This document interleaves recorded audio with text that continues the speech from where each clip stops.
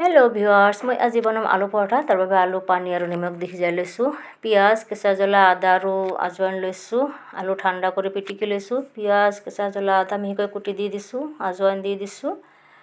চাট মছলা, অকণমান পাঁচফোৰণ পাউডাৰ, ধনিয়া পাউডাৰ আৰু গৰম মছলা দি দিছোঁ। আপুনি আলুৰ পৰিমাণ মতে মছলা দিব। মই মোৰ মতে লৈছোঁ। গোটেই ভালকৈ সানি লৈছোঁ। এতিয়া বাটিৰ নিচিনা বনাই লৈছোঁ। তাৰ ভিতৰত আলু পৰিমাণ মতে দি দিছোঁ। ভালকৈ মুখখন বন্ধ কৰি ভালকৈ পৰঠা বনাই ল'ম। বেছি পাতলো নহ'ব, বেছি মোটাও নহ'ব।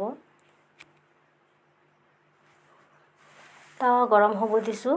পৰঠা দি দিলোঁ। প্ৰথমে সোনকালে ওলটাই দিম। তাৰপিছত ঘি আৰু অকণমান ৰিফাইন অইল মিক্স কৰি দি দিছোঁ। দুয়োফালে ভালকৈ ক্ৰিস্পি কৰি ভাজি ল'ম।